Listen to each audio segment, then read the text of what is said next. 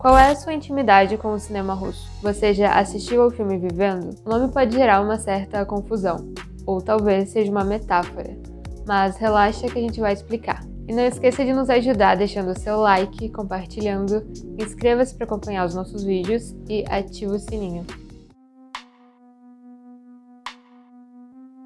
Жить, ou Vivendo, e perdoem meu russo, é um drama escrito e dirigido por Vassily Zygarev.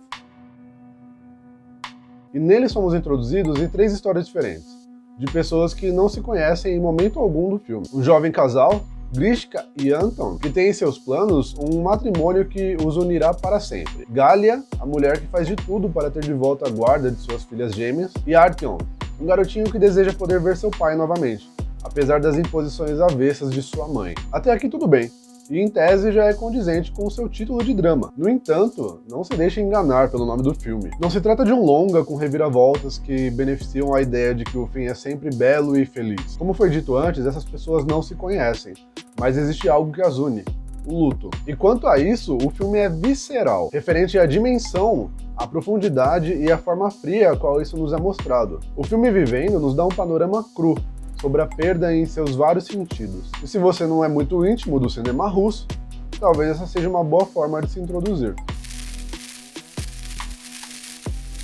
Bom, a história que inicia a trama começa de uma forma bem simbólica, quando já na primeira cena nós temos a visão de Artyom, que olha pela janela e observa um homem todo de preto mexendo em uma bicicleta, que logo é recebido por um cara que atira de suas mãos e a joga longe. Esse homem, dono da bicicleta, seria seu pai.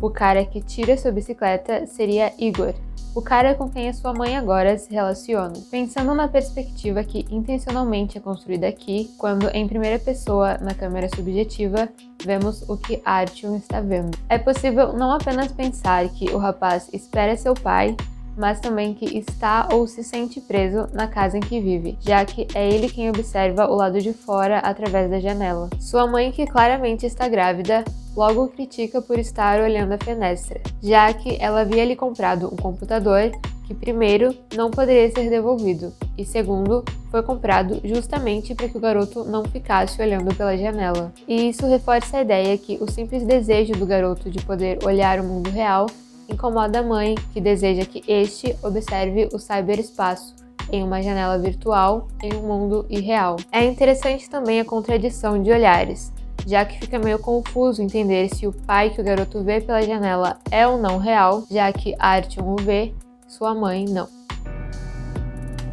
Enfim, logo em seguida somos apresentados aos personagens das outras histórias que vamos acompanhar. No entanto, apesar de ter sido dito na parte sem spoiler que nada os une, e de fato não acontece, nesse início de filme, todos veem o pai do garoto através de uma janela. O casal, que tira sarro dele, mas logo se veem preocupados quando percebem que ele caiu da bicicleta e se machucou. E também Galia, a mãe das gêmeas, que o vê dentro de um ônibus e o observa através da janela quando este sai. E já que estamos falando de Galia, nós a conhecemos de fato quando ela aparece em sua casa, sendo acompanhada de uma assistente social bem antipática, tentando demonstrar que é capaz de cuidar de suas filhas, que lhe foram tiradas quando, após a morte do marido, Galia se torna uma alcoolista e não consegue mais dar conta da vida das filhas, tampouco da sua. E caso fique a curiosidade, o termo é esse mesmo, é ista e não ólatra. Apesar da palavra alcoólatra existir, ela tem uma denotação de idolatria ao álcool, quando na verdade quando utilizado em demasia, na verdade é considerado uma doença. E também a mérito de curiosidade, referente ao uso excessivo de álcool, neste caso poderia talvez,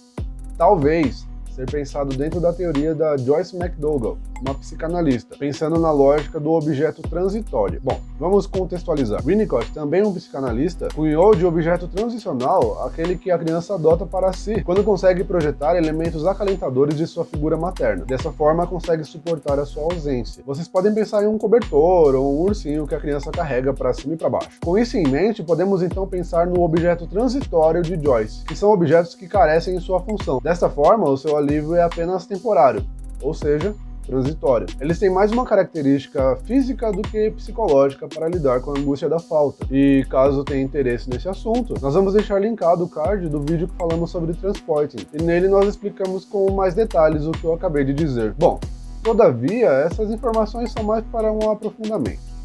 Sigamos com a história.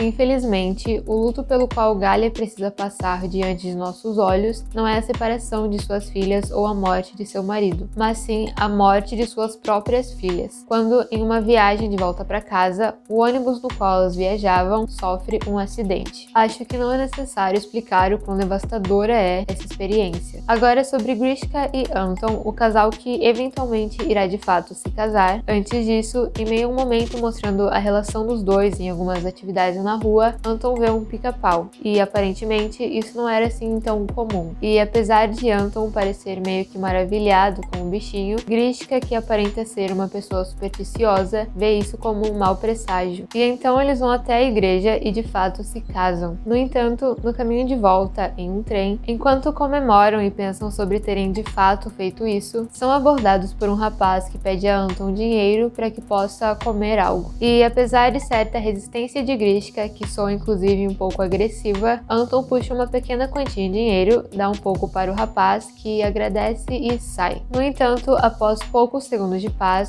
o rapaz retorna e pede ajuda de Anton, pois o seu ponto está chegando e ele não consegue descarregar as malas sozinho. Então Anton se prontifica. Grishka se mantém tensa enquanto aguarda, mas após perceber que a porta do vagão foi trancada, ela corre na direção dela e vê que seu marido está sendo brutalmente espancado por um grupo de homens. E em desespero, ela corre pedindo ajuda, mas ninguém ajuda. Todos são frios e ela precisa sofrer sozinha. Os caras do grupo roubam Anton, que está inconsciente e coberto de sangue no chão, e acho que nessa altura do campeonato o que acontece com ele já não é segredo para você. E pode acreditar, tudo isso acontece ainda na primeira metade do filme. A história se desdobra e dá pra sentir na pele o vazio que se segue. Nós precisamos ver como cada um deles lida com isso. E no caso de Galia e Grishka, fica mais fácil de entender depois de ver nossos comentários no vídeo sobre Mad Max, no qual nós abordamos um pouco sobre suas visões em decorrência do luto.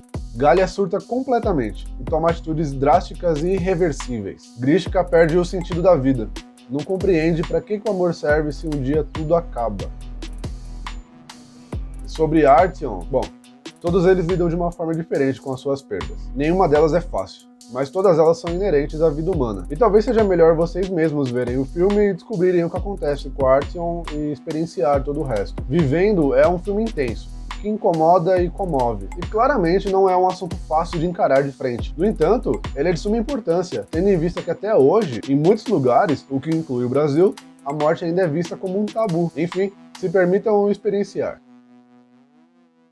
E aí, já teve seu coração devastado pelo filme ou ainda não assistiu? Comenta aí, qual foi a sua experiência? Bora conversar. Não se esquece de se inscrever e compartilhar.